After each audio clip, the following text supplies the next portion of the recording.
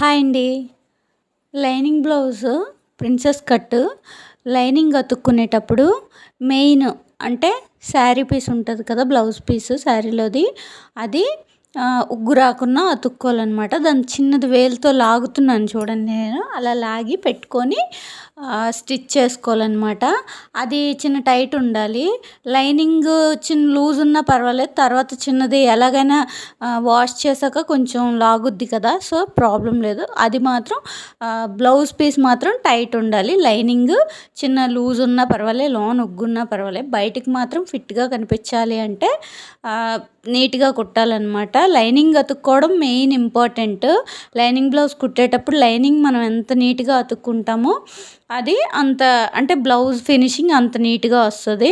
ఎలా పడితే అలాగా ఉగ్గులు ఉగ్గులుగా క్రాస్లు లైనింగ్ పోగులు ఉంటాయి కదా, అది మెయిన్ ఏం చేస్తారంటే మీరు లైనింగ్ పోగులు స్ట్రైట్ వస్తున్నాయా క్రాస్ వస్తున్నాయో ఒకసారి చూసుకొని లైనింగ్ మీద ఎలాగైతే లైన్ ఉందో అలానే మీరు బ్లౌజ్ పీస్ మీద కూడా పెట్టుకోవాలి. లైనింగ్ స్ట్రైట్ ఉండి బ్లౌజ్ పీస్ క్రాస్ ఉందనుకోండి, అది ఖచ్చితంగా ఉగ్గు వస్తుంది. ఒకటి సాగుతుంది, ఒకటి సాగదు.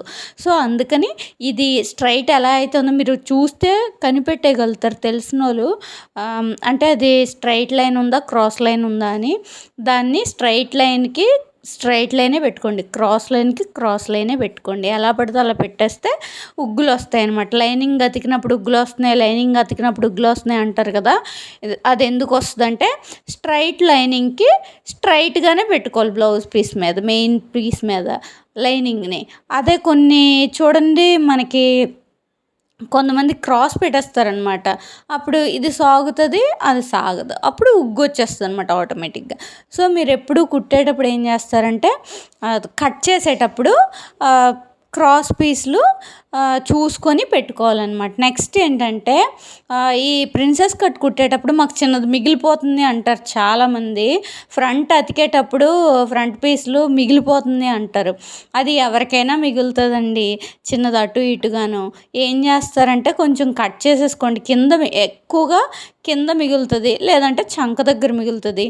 మళ్ళీ ఆ లైనింగ్ బ్లౌజ్ పీసు వేరవ్వకుండా ఎక్కడికి మనం కట్ చేద్దాం అనుకుంటున్నామో అక్కడికి ఒక కుట్టు వేసుకోండి. ఫస్ట్ కుట్టు వేసుకున్నాక అప్పుడు ఆ ఎక్స్ట్రా పీస్ని కట్ చేసేసుకోండి.